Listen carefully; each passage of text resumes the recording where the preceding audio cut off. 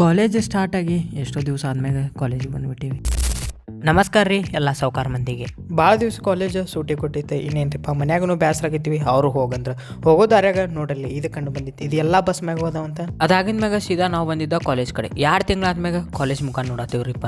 Class ಇದೆಲ್ಲ ಮುಗಿಸ್ಕೊಂಡು ಸೀದಾ ನಾವು ಹೋದ್ವಿ ಊಟದ ಕಡೆ. ಇಲ್ಲಿ ಬೆಳಗಾವದಾಗ ಛತ್ರಿ ಅಂತರೂ ನಮ್ಮ ಜೊತೆ ಫಿಕ್ಸ್ ಇರಬೇಕು ನೋಡ್ರಿ. ಇರ್ಲಿಕ್ಕಂದ್ರೆ ಪೂರ ತೆಗಿಸ್ಕೊಂಡ ಹೊಳ್ ರೂಮ್ ಕಡೆ ಹೋಗೋದು. ಹೌದಂತಿರೋ ಇಲ್ಲಂತಿರೋ ಬೆಳಗಾವ್ ಮಂದಿ ಕಮೆಂಟ್ ಹಾಕಿರಲ್ಲ. ಮತ್ತೆ ಲ್ಯಾಬಿಗೆ ಟೈಮ್ ಆಗುತ್ತೆ ಅಂತೇಳಿ ಪಟ್ ಊಟ ಮಾಡಿ ಬಂದ್ರೆ ನೋಡ್ರಿ ಇನ್ನೂ ಸರ್ಸ ಬಂದಿಲ್ಲ, ಲ್ಯಾಬನ್ನು ತೆಗೆದಿಲ್ಲ. ಮನ್ಯಾಗ ಒಂದು ಸಾನಿಗೆ ಕೊಟ್ಟು ತಗೋರಪ್ಪ ಹಿಟ್ಟು ಸಾಣಿಸಿರಿ ಅಂದ್ರೆ ಸಾನ್ಸಂಗಿಲ್ಲ.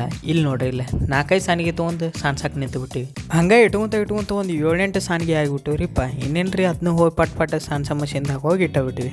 3 hours later. ಸ್ವಲ್ಪತ್ತಾದ್ಮ್ಯಾಗ ಗಣಪನ ಅದನ್ನ ನೋಡ್ಕೋತ ಸೀದಾ ನಾವು ನಡೆದಿದ್ದ ಊಟದ ಕಡೆ. ಮನ್ಯಾಗಿದ್ದಾಗ ರೊಟ್ಟಿ ಮಾಡಿ ಹಾಕ್ತಿದ್ರಿ. ಇಲ್ಲಿ ಬಂದಾದ್ಮ್ಯಾಗ ಏನಿಲ್ರಿ ಬರೀ ಚಪಾತಿ ಅಷ್ಟೇ ತಿನ್ಬೇಕು. ಇದ್ರ ಬಗ್ಗೆ ಎಲ್ಲ ಹಾಸ್ಟೆಲ್ದಾಗ ಇರೋರಿಗೆ ಭಾರಿ ಗೊತ್ತಿರ್ತೈತೆ ರೀ.